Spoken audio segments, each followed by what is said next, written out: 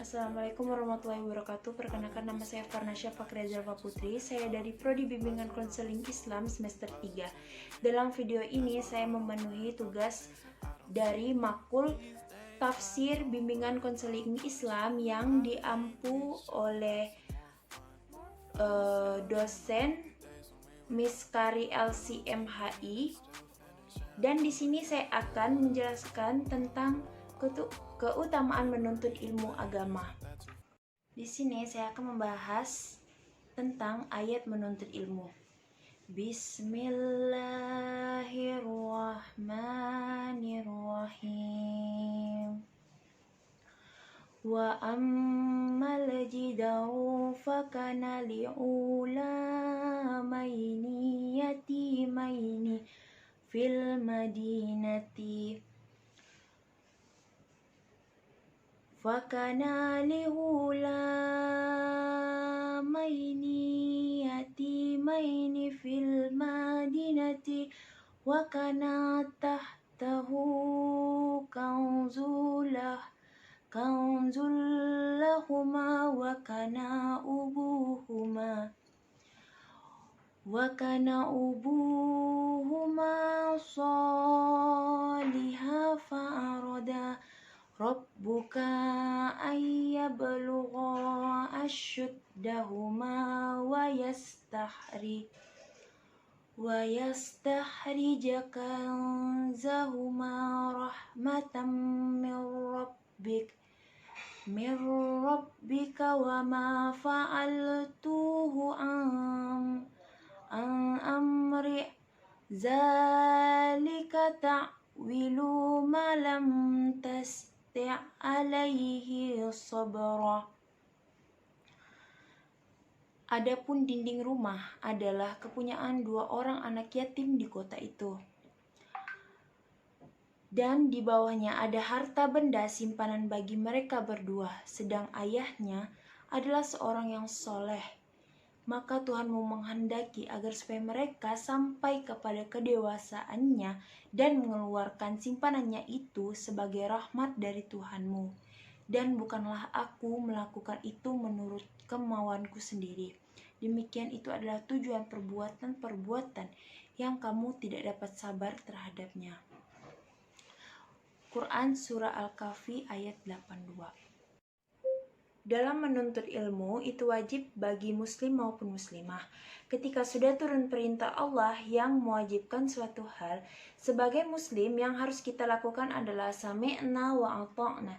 Kami dengar dan kami taat, sesuai dengan firman Allah Ta'ala. Bismillahirrahmanirrahim.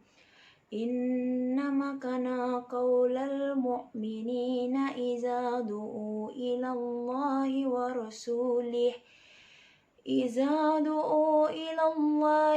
rasulihi liyahkuma bainahum an yaqulu sami'na wa ata'na wa ulaika humul muflihun.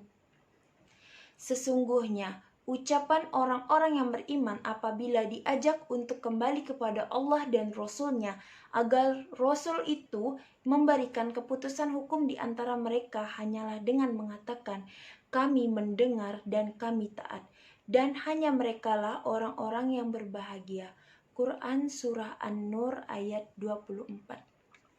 Adapun keutamaan dalam menuntut ilmu, yang pertama ialah dalam Quran Surah Al-Mujadilah ayat 58, orang yang berilmu akan Allah angkat derajatnya.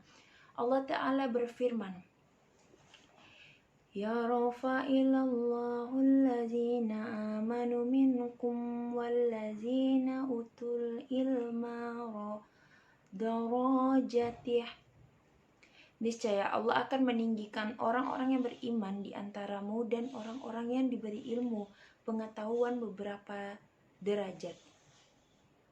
Dan Allah Subhanahu wa Ta'ala berfirman, wa qalu law kunna nasma'u aw na'qilu ma kunna fi ashabis sa'ir. Dan mereka berkata, Sekiranya kami mendengarkan atau memikirkan peringatan itu, niscaya tidaklah kami termasuk penghuni-penghuni neraka yang menyala-nyala. Quran Surah Al-Mulk ayat 10.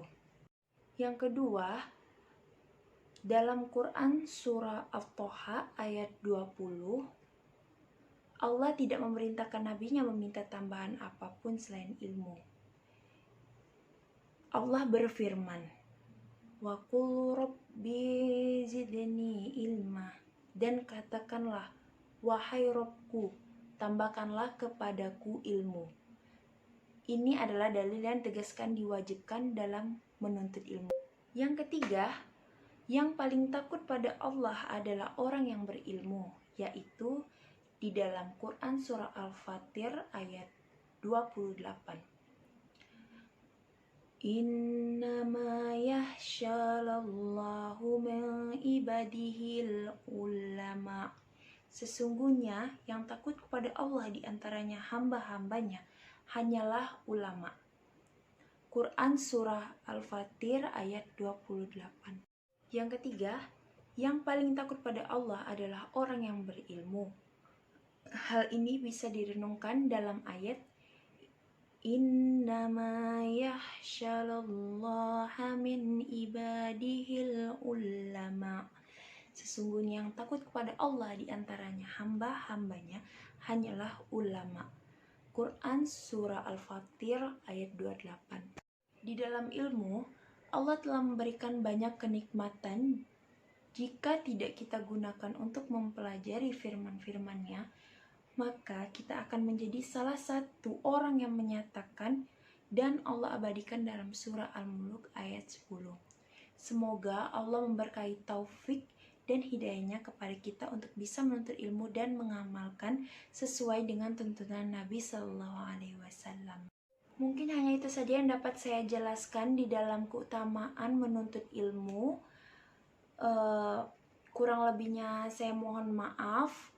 Wabillahi taufiq wal hidayah. Assalamualaikum warahmatullahi wabarakatuh.